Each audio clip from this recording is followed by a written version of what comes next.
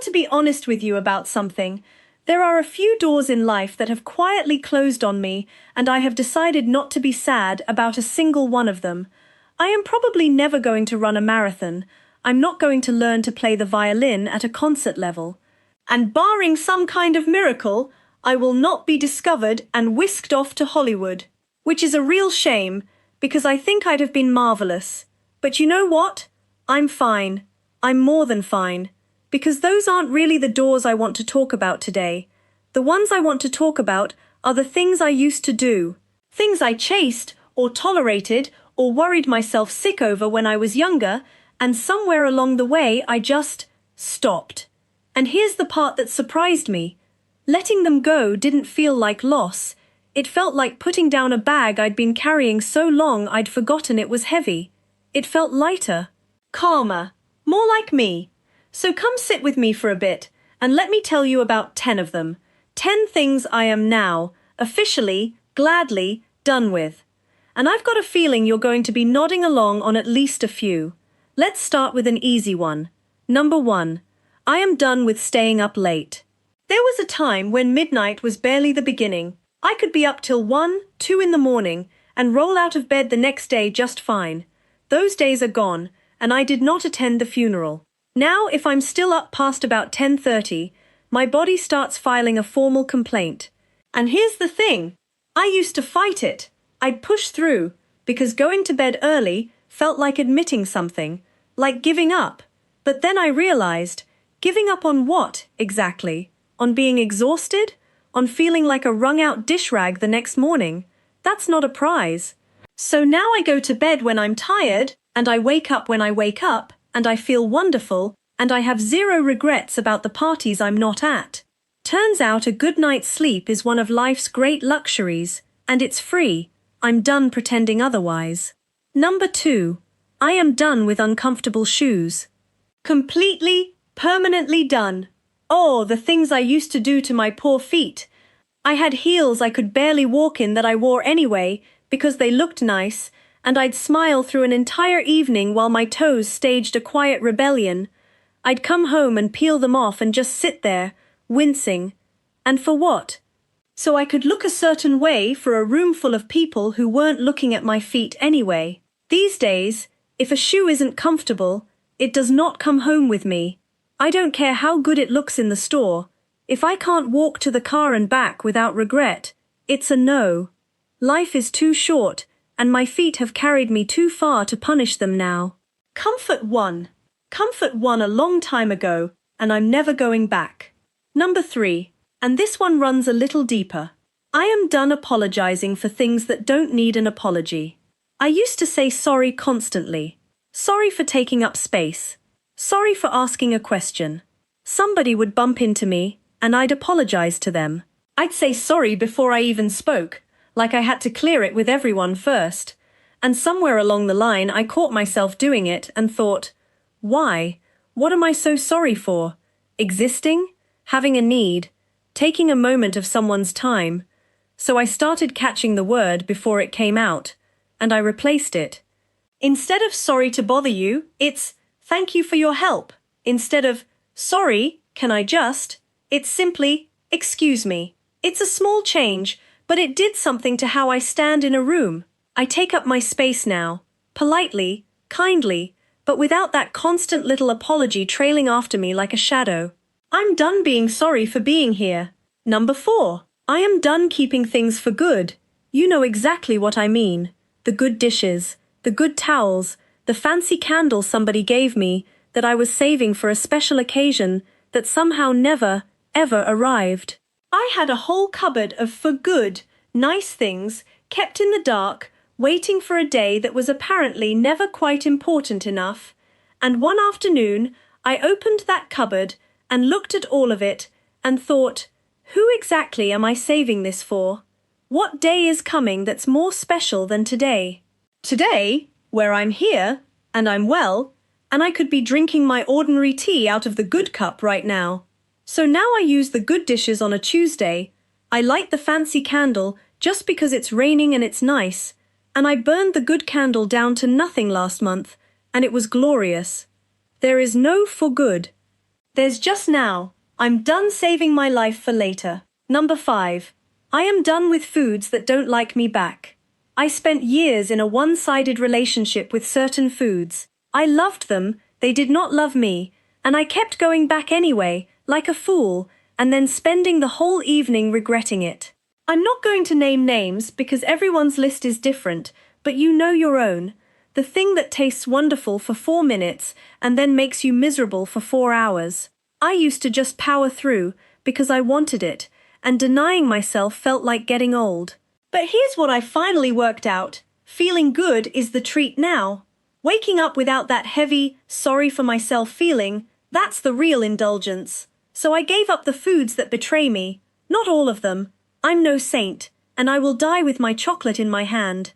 But the ones that genuinely make me feel awful? We've broken up, and I don't miss them one bit. Now if you're enjoying this and you find yourself nodding along, do me a small favor and tap that like button. It genuinely helps other folks like us find these little chats. Alright, back to the list. Number 6. I am done rushing. I used to do everything fast in the car, weaving around, sighing at red lights like they'd personally wronged me, fast in the grocery store, fast walking, fast eating, always 3 steps ahead of wherever I actually was. And I want you to hear the funny part. I wasn't rushing toward anything. There was no prize at the end, it was just a habit, a kind of low hum of hurry that I carried everywhere for no reason at all. Then I retired, and one day it dawned on me, I have nowhere to be. Truly. The light turns green when it turns green. The line moves when it moves. So now, when someone cuts me off in traffic, I just let them. Go ahead, dear. You're clearly in a hurry. I hope you get there. And I go the speed I want to go, and I arrive when I arrive, and it is so much more pleasant inside my own head now that I stopped racing a clock that wasn't even running. I'm done being in a hurry to get to the next thing. This thing, right now, is fine. Number 7. I am done explaining myself. This one took me the longest, and I think a lot of us women especially will feel it. I used to owe everyone a reason. Why I wasn't married. Why I didn't have children. Why I was doing a thing on my own, or not doing a thing everyone else was doing. I had a little explanation ready for all of it, a justification, like I was going to be quizzed and I'd better pass. And one day I just got tired. Not angry, tired. I realized my choices are just my choices. They don't require a permission slip, and they don't require a defense. So now, when someone asks why I'm doing something the way I do it, my answer is often just, because it suits me. That's the whole sentence. Because it suits me. And you would not believe how much room that freed up in my life, not carrying around a folder of explanations for everyone I meet. I'm done justifying a life that's working perfectly well for the person actually living it, which is me. Number 8. I am done doing everything myself just to save a few dollars. For decades, capable me did all of it. Assembled the furniture, hauled the heavy things, climbed the ladder, wrestled with the whatever it was on the floor for an entire weekend, partly to save money, sure, but partly, if I'm honest, to prove something. That I could. That I didn't need anyone. And I could. That was never the question. But now, the thought of spending a whole Saturday on the floor, surrounded by 47 mystery screws and a set of instructions clearly translated by a robot, no. Just no. Now I pay the young fellow who does it for a living, and he's done in an hour, and I spend that hour doing something I actually enjoy. My time is worth more to me than the money I'd save, and getting down on that floor and back up again is its own adventure these days anyhow. Paying someone isn't a defeat, it's a smart trade. I'm done proving I can do it all. I already proved it. Message received. Number 9. I am done with being normal. Society's version of normal, I mean. The picture we're all handed of how a life is supposed to go. The partner, the house, the whole standard arrangement. I never fit that picture, and for a good chunk of my life I felt like I owed the world an explanation for it, which, see number 7, I have now retired from. But it goes deeper than not explaining. It's that I've stopped measuring my life against a template that was never made for me in the first place. My normal is my own company, which I happen to enjoy tremendously. My normal is doing what I want on a random Wednesday. My normal is a life that a lot of people might look at and find strange, and that I find just about perfect. So I'm not normal. I'm perfectly normal, for me. And that's the only normal that has any say in this house. I'm done trying to fit a shape that was never mine.